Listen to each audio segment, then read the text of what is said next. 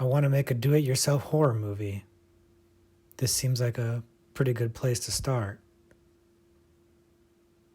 Why don't we go inside and see what we can find? So, movie equipment, cameras, lights, film, those little clipboard thingies make noise. I don't think I'm in the right store at all. I don't think there's anything here that's going to help me make a horror movie. Wait a minute. Oh, never mind. We're in the right store.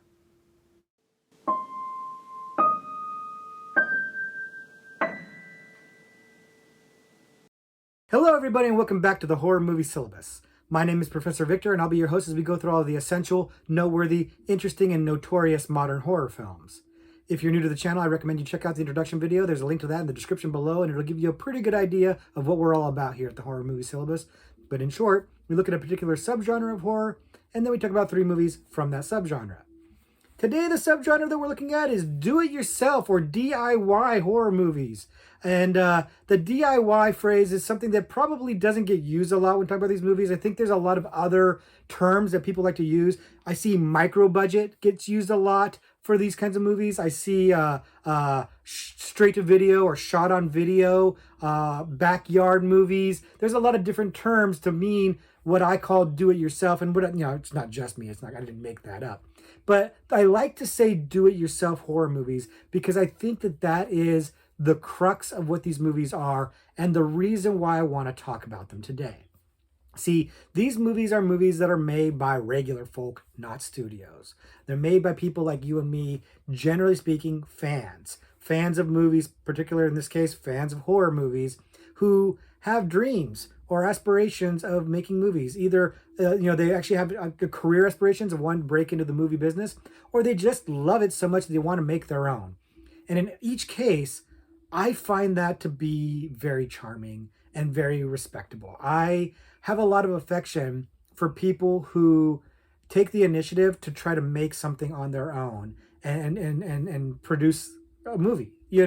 I love movies. I like to make my own stuff, and so I have a lot of respect for these people.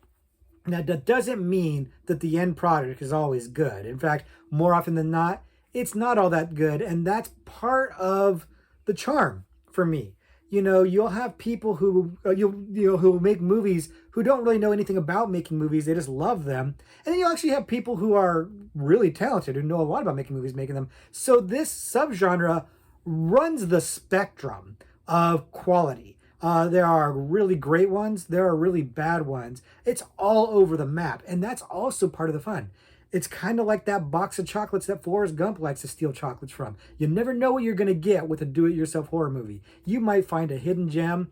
More often than not, you're going to get the gross candy. It's kind of fun to just dive into these things and see what you get. Now, that said, some of them have become rather well known for good and or bad reasons. And we're going to talk about those movies today. There's going to be a lot of movies that are famous, frankly, for not being good.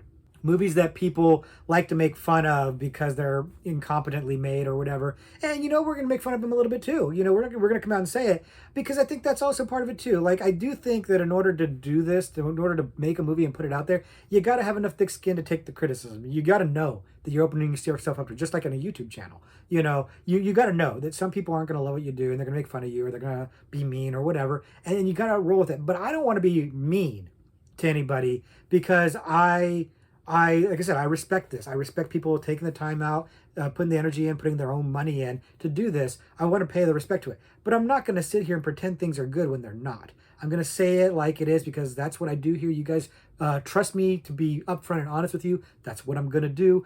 So when we talk about these movies, we're going to talk about them bluntly and honestly. But the fact remains, there's stuff that is worth talking about for each of these movies. These movies have a certain degree of merit, even if the quality is low, and especially when the quality is rather high. So let's talk about them in order of quality, undergraduate, graduate, and postgraduate level, increasing level of quality, because frankly, that makes a lot of sense for this subgenre. So why don't we go ahead and do it right now? The first movie that we're talking about today, the undergraduate level selection, is Birdemic. Birdemic came out in 1990 and is one of the more notorious movies that we're going to talk about on this movie. It's very well known for all of the wrong reasons, frankly. It's, not unlike Troll 2 has become one of those movies that people revere for just how bad it actually is. And it's questionable whether or not that actually should be the case, but we'll get into that. If you're not familiar with it, Birdemic is a rather straightforward story of this young couple falling in love. Meanwhile, their small town gets invaded by crazed, vicious birds, and they must find a way to survive this birdemic, this attack of all the birds, while also letting their love foster and getting an environmental message or two out at the same time. It's a bizarre movie with a lot going on, even though it's really very simple. But I don't want to spoil it for you. And frankly, I don't know if I would be able to spoil it for you because it's a mess of a movie. Birdemic is a movie that is very poorly made in pretty much every possible way. The sound is bad. The acting is bad. The editing is bad. The camera angles are bad. The lighting is bad. Everything is bad from a technical standpoint, and also from an artistic one, really. The movie is created by James Nguyen, and I'm probably pronouncing that incorrectly. He self-financed the movie himself, and again, a lot of respect for you, James, for putting your money into this and trying to make something cool and also trying to make a message with it. It falls short. It just does. A lot of people get a kick out of Birdemic. If you've seen like YouTube videos or memes of it or whatever, you've seen the hilariously bad graphics of the birds flying, the little Photoshop cut and paste jobs, the explosions and everything, the really cheesy graphics, the really cheesy special effects, this terrible dialogue, and you're thinking that movie's hilarious. And you know what? When you're watching the movie, for a little while, you'll be laughing at the bad editing and the bad camera angles and the really wooden acting.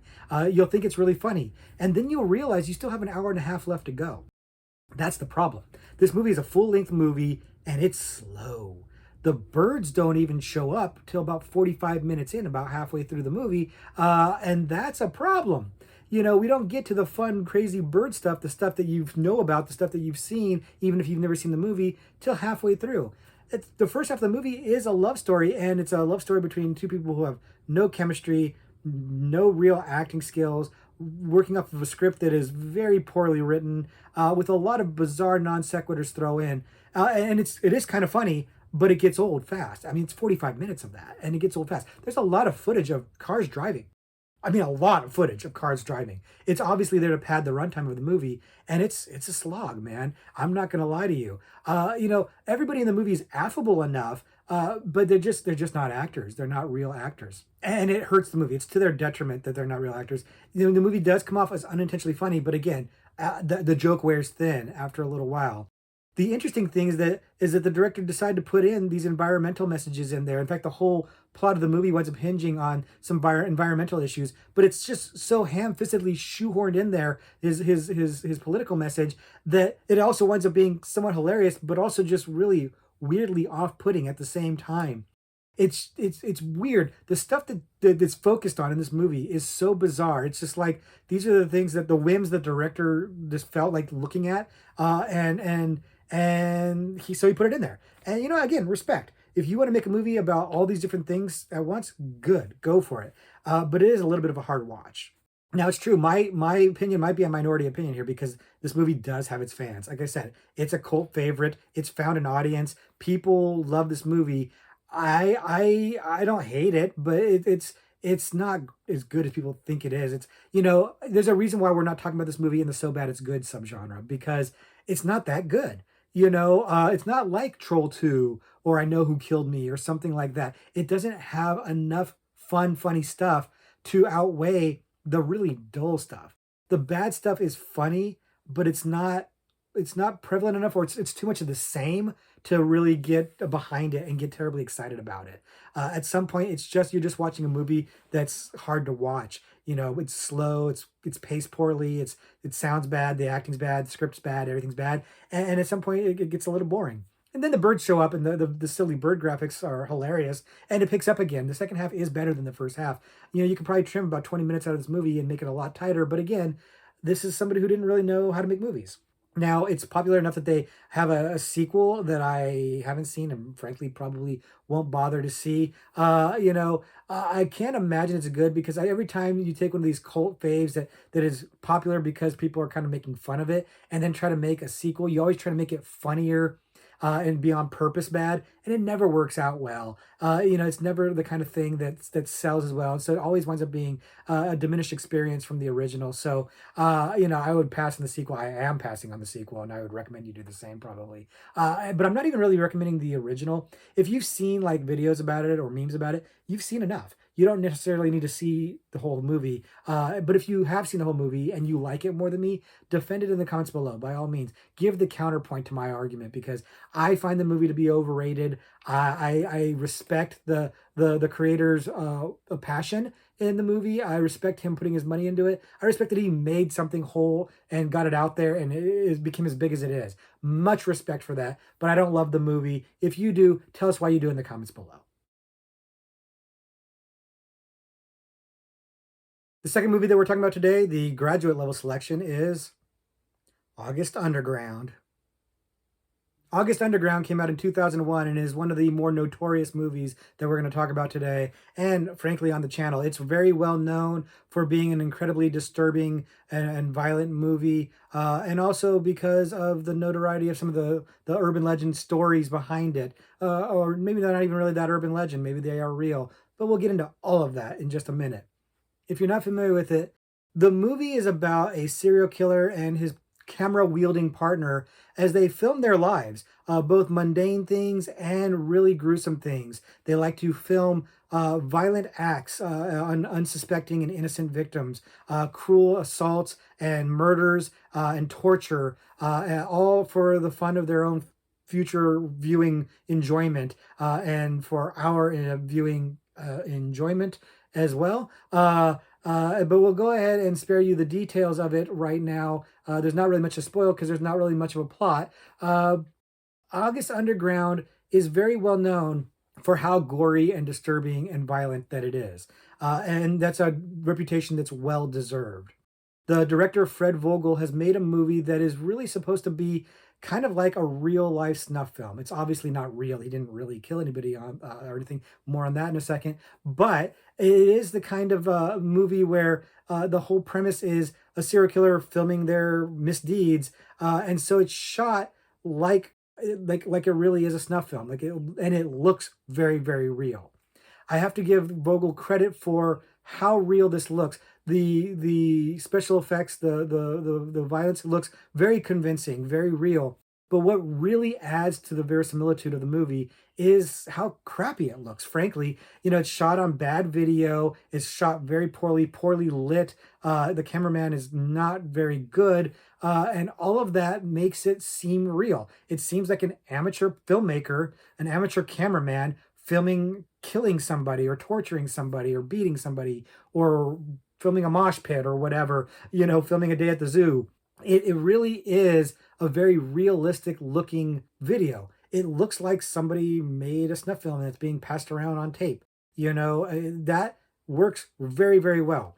We talk a lot about found footage movies and how sometimes it's hard to buy into them because why is this person still filming or why are they still in the camera or it's shot just a little too well.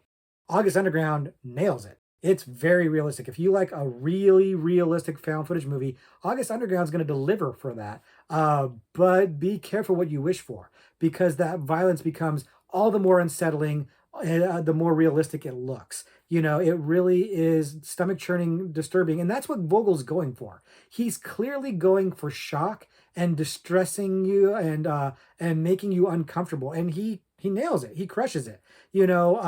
This movie was actually not even what he wanted to do. He wanted to make a zombie movie, but couldn't get the financing for it. And so he made this movie to kind of try to raise awareness and kind of get his name out there.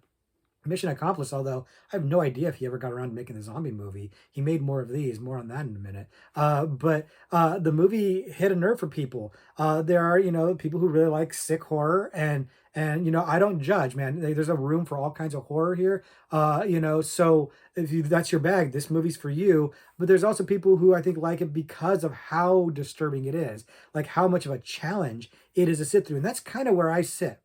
I don't love this movie, but I don't hate it either. I definitely am not prudish about it. I don't feel like, oh, it goes too far or anything like that. It's no Cannibal Holocaust for me, but it's not a fun watch. It's not an easy watch because it really is disturbing and realistic. So I'll tip my hat to Vogel on that one, that he really nailed that realism, that gritty, gross, grimy realism. Crushes it. Now, I alluded earlier to an urban legend. I don't actually think it's urban legend. I think it actually is true that Fred Vogel was taking this movie to a horror convention in Canada, and when he tried to cross the border, he had copies of the movie, and he got detained for that. He got arrested or detained for these movies while they tried to determine, whether it was obscene material, whether it was real. He was eventually released, of course, but that story just adds to the notoriety of the movie. It adds to that legend, like, ooh, like the taboo nature of it. This movie, it is taboo. It lives up to that.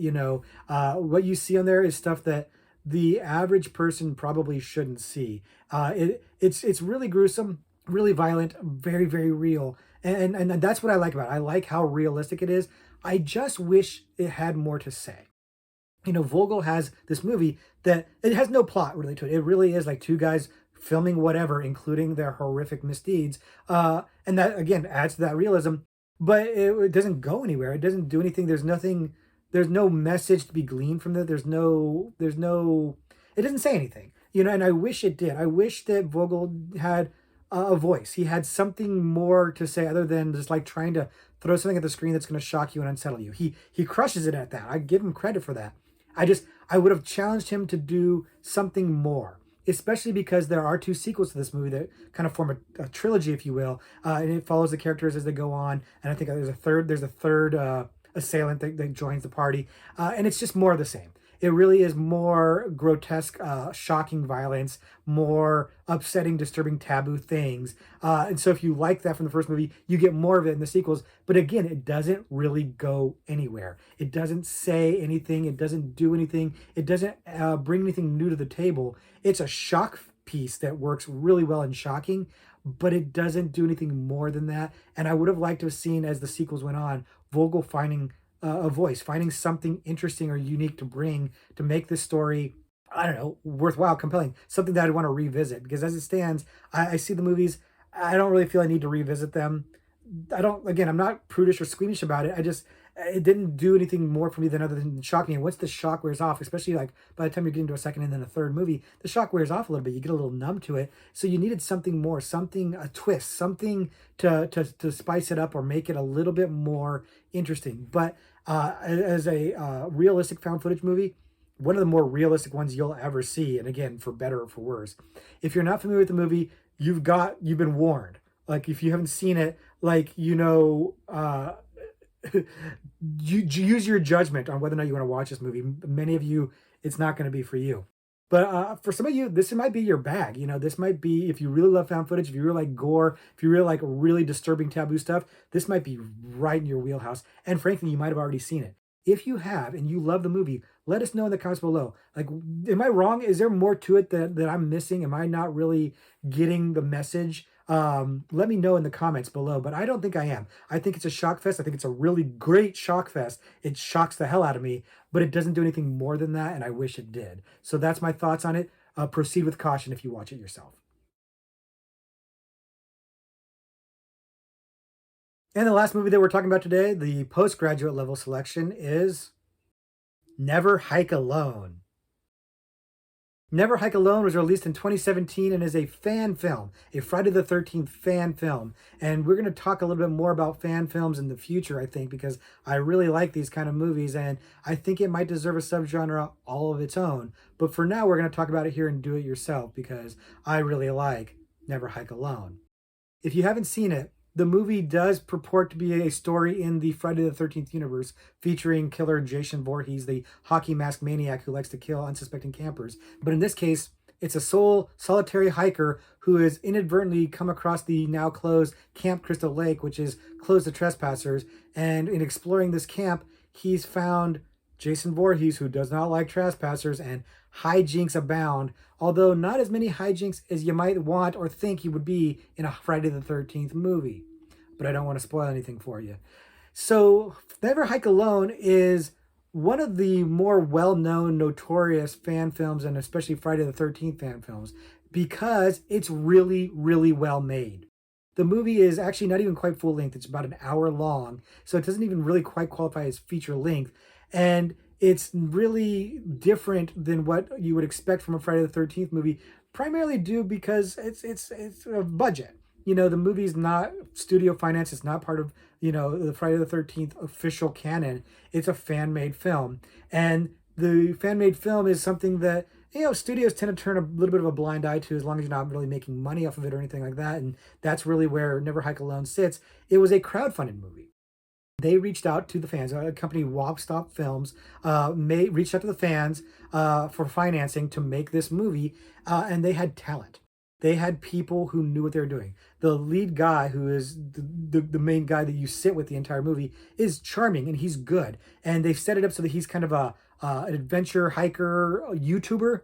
So he's talking to his camera, i.e. talking to the audience. So there's some dialogue in the movie. And it works really, really well because it blends some found footage elements, but it's still mostly a regular movie, not a found footage movie. But working the two back and forth works really, really well. It's shot extremely well. The money they had went into the production, which is kind of the point. You're not really supposed to be profiting in a fan film. That's, a no-no. So they put all the money on the screen and it looks great. They really filmed this at least as well as any other Friday the 13th movie.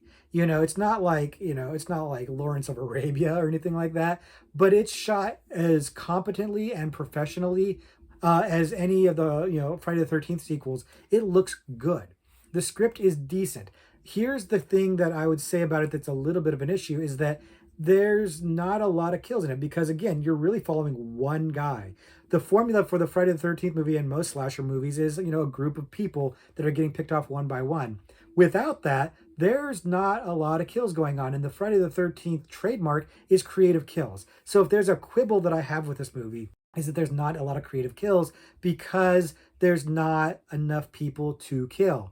That's kind of a bummer. But the way that it makes up for this is with the cat and mouse between Jason and the hiker. It really winds up being more of a cat and mouse movie, a chase movie, a little bit of a thriller than an out-and-out slasher. And it's a good thing. It's like if you took the Friday the 13th series and went in a different direction with it. Now, I'm a Friday the 13th fan. It's one of my favorites. And so I'm a little bit biased here, but I really think that this movie would fit in well with the series, even though it doesn't follow the formula. It's a slight tweak to the formula that I think was fresh and original and fun. I really, really like this movie. I like the idea that the fans were able to support this and get it made. And I like the fact that it's so well known that they're doing sequels to it. The first one is the Never Hike in the Snow, which is quite good. It's more like a short because it's only like about a half an hour long. And it addresses the thing that a lot of fans have talked about, which is, what would Jason be like in the snow? Well, you can see it when you watch this movie. And this one is both better and worse in some ways. Some of the acting's not quite as good, although, without spoiling it too much, there's some notable faces in it. But also, like, it's got a little bit more of the action and the kills and stuff too. So pros and cons with it, but I like both of them very much, and I know they're making more stuff. I'm now actually supporting the crowdfunding for it now because I'm a big fan of this. Like I said, I'm a fan of these fan films and want to support more of them. So we'll be talking about them more in the future. But I had to bring this one up here because this is a great example of a fan or a group of fans making it themselves, because God knows when we're going to get another actual Friday the 13th movie. So God bless these guys and other fans for making these fan films so that we can get some Jason while we wait for it. If you haven't seen Never Hike Alone and you like Friday the 13th, slasher movies, things like that, check this one out. Or even if you just like do-it-yourself type movies, check it out and respect the talent on there, both in front of and behind the camera. They really did a hell of a job making this movie. It's really well made. The quality is very, very good. It's on par with a low-budget slasher movie, and I say that with a lot of respect. So check this one out if you haven't already. So that's going to do it for our exploration into the do-it-yourself horror subgenre. But if you like these kind of movies, or if you just want to explore the things that people have done with their own two hands to make a love letter to horror movies, here's a few extra credit movies that I think are worth talking about. The first one I want to mention is a movie called Camp Blood. And Camp Blood, it came out in 1999 and is a low-budget slasher, very much of a backyard movie, shot-on-video movie that is Not particularly good at all, but has spawned a whole series of sequels. So it definitely is popular with some people, and honestly a little bit with me because I love a good slasher. If you haven't seen it before, Camp Blood is not a very interesting or deep story at all. Basically, people out in the woods wind up getting terrorized by a clown mask wearing psychopath who is basically slashing them. The movie is very much of a Friday the 13th ripoff with a clown mask instead of a hockey mask, and is very, very cheaply made, but is obviously made with a lot of love. But that doesn't make it a good movie. I won't spoil it for you, but really there's nothing to spoil because the plot is basically like any Friday the 13th movie. Camp Blood is a great example of people who just love horror movies, want to make horror movies, and maybe try to get, some money or some fame out of it as well. These Camp Blood movies are made by David S. Sterling, who is the producer, and he's known for making these low budget, micro budget horror movies, these do-it-yourself micro-budget horror movies, very low budget, very cheaply made, not a lot of talent behind them, but there is a market for them apparently because this is how he makes his living. I've had the pleasure of interacting with him a little bit online. Nice enough guy, and he really supports these low-budget kind of trashy movies. He knows what they are, and I think the fans know what they are too, and have a certain appreciation for them. Are they so bad it's good? I can't really say that because they're not great movies, and some of them a lot of them suffer from dullness. There's long stretches of padding, people walking interminably, just slow, long shots that aren't even really all that tension building, just to pad the runtime. And Camp Blood is a great example of this, and the sequels are even more so. It's really low budget. There's no good lighting. The camera's not particularly good. The camera work is horrible. The sound is awful. Just like Birdemic, it's just really not very competently made from a technical standpoint, and the script is bare bones, next to nothing. There's a little bit of a twist at the end, but you won't care. But it's fun, and the reason why it's fun, at least for me, who is again admittedly a slasher lover, so has a very low bar, is because it's clearly got a love for the subgenre. It's got a love for the slasher subgenre. It's got a love for horror. It's got a love for movie making. And I can't help but smile at that. I can't help but be charmed by people trying to make something that they love, even when they fail. I think that that's noteworthy, and I think it's kind of noble. So even though it's bad, I still find charm in it. I still enjoy it, and I still watch it. Again, I'm not going to say I watch it a lot. I'm not going to say I love it or anything like that. It is the kind of movie that if you have a few friends and a few drinks, you could probably have a good time watching. But, again, there's some slow parts. Again, like Birdemic, it's slow in parts, so it makes it a little hard. Honestly, just some tighter editing would really make these movies work a lot better, and Camp Blood is definitely one of them. But there is like 9 or 10 sequels now. There is a whole series of them. None of them are good. And there's not really a cohesive story that makes any kind of sense whatsoever. But I can't help it, man. I enjoy them. I do. And I know I'm not the only one. But if you haven't seen the Camp Blood movies, it's not for everybody. If you love slasher movies, if you love do-it-yourself, if you have the same kind of passion or admiration for it as I do, it might be for you. But it's not going to be for most people. So caveat before that. And if you are a fan of the Camp Blood movies, or if you've at least seen them and have thoughts on them, leave those thoughts down below. Let us know what you think of them. Camp Blood, it's notoriously stupid. What can I say? The next movie I want to talk about is a movie called Bad Ben. And Bad Ben came out in 2016 and is another great example of a horror fan doing it himself and really coming out with some incredibly good results, and then also coming out with a series that may be less good results. But we'll talk about that in a second. If you haven't seen Bad Ben, the movie is about a guy who buys a house at like a sheriff's auction and is intending to flip it. But when he tries to move into it, he finds that weird things are happening. And at first he thinks there are intruders breaking into the house, and he soon figures out that it's something more paranormal. But that's not going to deter him because he really wants to flip this house. His whole life savings is dependent on it. So he's not going to take any guff from these ghosts. And hijinks sort of abound. We'll get into that too, but I don't want to spoil it too much. But I will say this. Bad Ben works for me. In large part because of the charm of the lead actor, who is the creator of the movie, a man named Tom Fanslau, who actually goes by Nigel Bach. And Nigel Bach plays the lead character, Tom, who is basically carrying this whole movie on his shoulders. He's the only person in the movie. It's him and the ghosts. And it's absolutely fantastic because he's so charming and funny. He's got a certain charisma to him. He's just likable. And it makes the movie work when otherwise it really shouldn't. See, Nigel Bach wanted to make a movie, couldn't find the financing, so he decided to do it himself. So basically for about $300, he on his cell phone and with his security cameras in his own house made this movie about ghosts, and kind of rigging up some special effects to make some spooky things happen. And it should be boring, and maybe some people think it is, but I find it to be great because I find him to be eminently watchable. There's a certain charm in watching this middle-aged man basically sass these ghosts and tell them what for.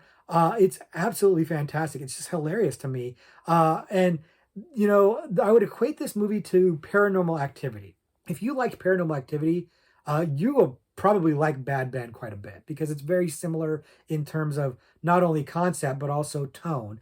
Now, if you think Paranormal Activity is really dull and it's just a bunch of doors closing and lights going on, you're going to feel the exact same way about Bad Ben. It's really the same thing, except that I find the lead character to be much more entertaining.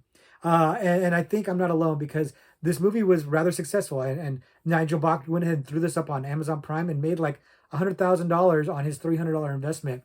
Good for him. That's the kind of success I love to see. That's what makes these movies so charming. People who just love doing it themselves, and then finding that kind of success. I love it. Now, that success led to him making 8 other sequels to this thing. I don't know how many there are. I had no idea there were so many of them because the original came out just 6 years ago, and he's made like 8 movies. It's kind of insane. And here's the thing. If you think that this premise is too thin to have a bunch of sequels, you're right. These movies are not great. Just kind of like how the Paranormal Activity movie sequels don't have a lot to work with either, and diminishing returns in those movies, very diminishing returns in the Bad Ben series as well. They lack some charm. They're trying a little too hard. Just like every other movie, you find a cult success and you try to milk it. It doesn't usually go very well, and that's what I'd say about the sequels. But the original one has a tremendous amount of charm. You watch it if you are if you're a like aspiring filmmaker, if you just like have that kind of love for that kind of thing, if you like make your own videos, things like that, watch this movie and see what can be done with like no budget. See what a little bit of creativity and a little hard work and patience can do, because this movie looks pretty good for $300, and Nigel Bach got some talent. He's fun, he's funny, he's got some charisma, and he had a fun idea that worked really well. Again, the sequels, milking the cow dry, but the original one, I gotta admit, I'm pretty impressed with it. I really enjoyed that one. I didn't expect to like it as much as I did, but I really did. And I think you would too if you like, again, found footage movies. Another example of a found footage movie that gets it right. You have to give it some of the conceits of, sometimes he's filming when you don't think he'd be filming, but you'll let it slide because it works very well in the movie. If you like found footage, you probably like this movie. If you like ghost movies, you're probably going to like this movie. If you like Paranormal Activity, you're almost certainly going to like this movie. So that's my recommendation to you. And if you've seen Bad Ben and you have thoughts on it, share it in the comments below, because I know that there are some wildly divergent opinions on this one, but I actually am a fan. And the last movie I want to talk about today is a movie called The Complex. And The Complex came out in 2012, and be careful because there are a few different movies called The Complex, and this is the 2012 one made by Josh Spiegel. And if that name is familiar to you, you might be a fan of Movie Timelines because he is the creator of Movie Timelines, and that's a little bit why we're talking about this movie today. If you're not familiar with it, The Complex is the story about an apartment complex where a lot of really strange things are happening. There's a lot of strange characters that live there. They're kind of funny and odd and quirky, and there's killings going on and other kind of supernatural type shenanigans are going on. And I don't want to say too much more than that because the movie is very strange and goes into some really interesting places, but I don't want to spoil it, obviously, because it's a movie you should check out and let it unfold naturally with very few expectations. I think that's the best way to see it.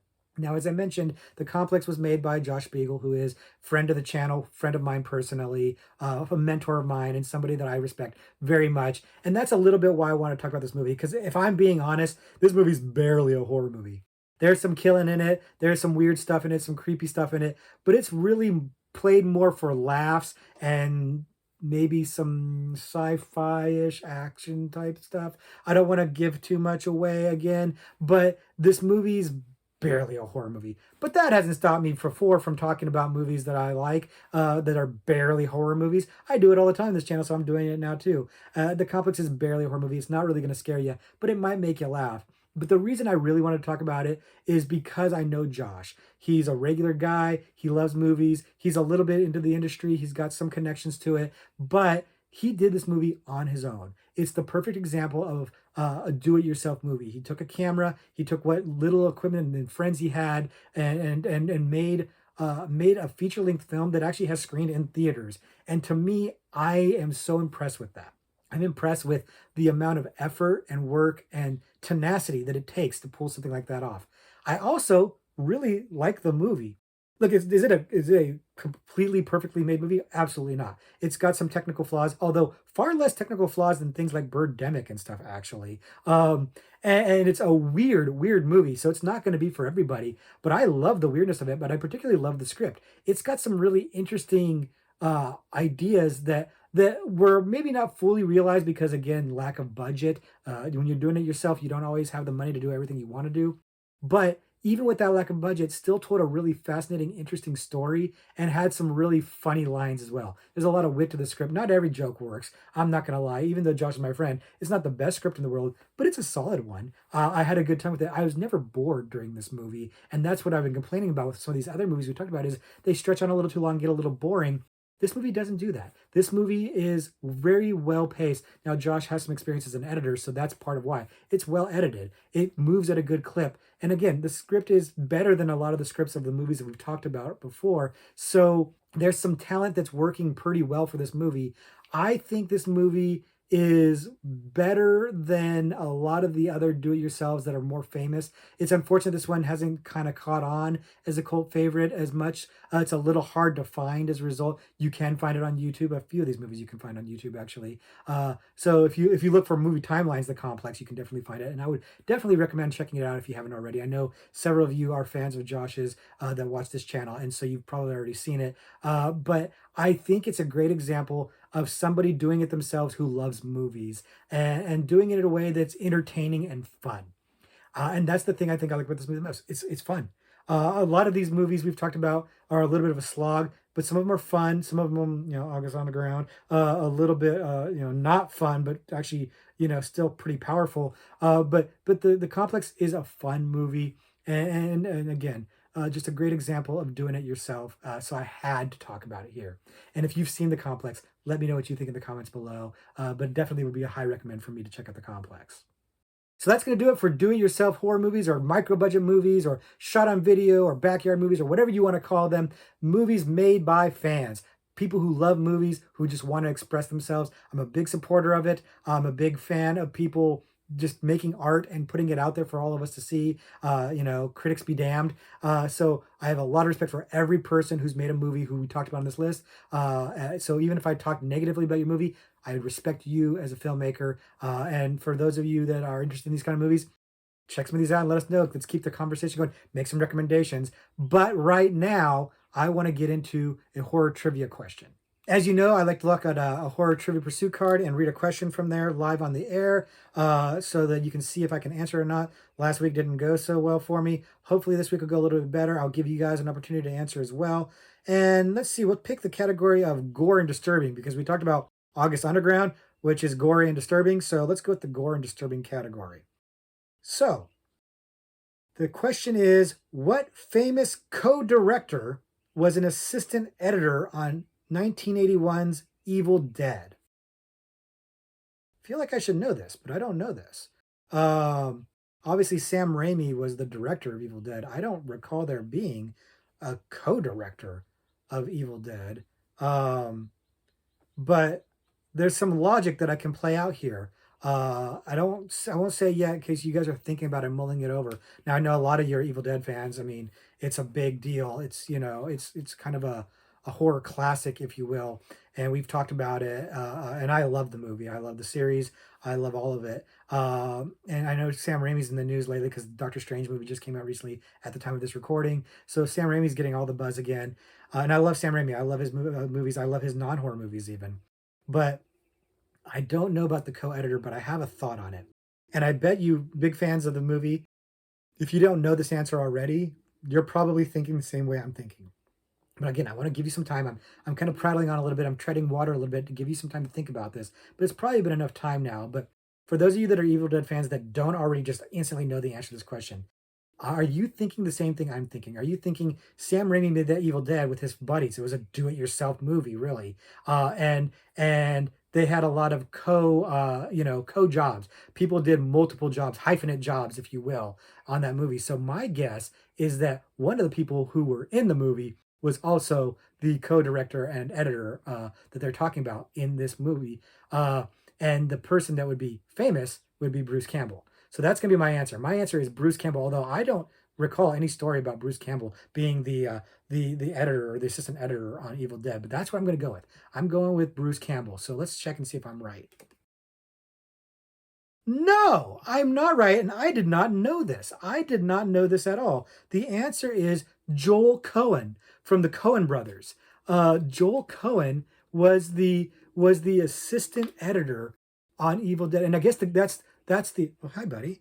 I guess that's the clue in the card is co-director. If you think of the Coen brothers as co-directors, that's a clue, and I missed that entirely. I bet a lot of you knew the answer to this because you guys are probably bigger Evil Dead fans than me or bigger Raimi fans than me, and I bet you knew the answer to this. But if you didn't know the answer to this, did you guess this right, or did the clue trigger for you Coen brothers? Or if not, what did you guess? I guessed Bruce Campbell, even though, like I said, I didn't have any knowledge of Bruce Campbell doing any editing work, and certainly not being a co-director of something. But then I started thinking, did he co-direct My Name is Bruce? I went down a little bit of a rabbit hole for a second there. But Joel Cohen, I didn't know that. I just didn't know that at all. That's really neat. I think that's a really cool thing because I like the Coen brothers too. But I'm kind of surprised I didn't know that story already. I'm a little embarrassed that I didn't know that story already. Demote me to teacher's assistant Victor instead of Professor Victor on this one. But I hope you guys got it right. If you didn't, let me know what your wrong guess was in the comments below, because I love that. But that's going to do it for our video today. Sebastian here wants to get some attention, so I'm going to call it a video, and next week we'll be back to something a little bit different. But for now, let's just say class dismissed.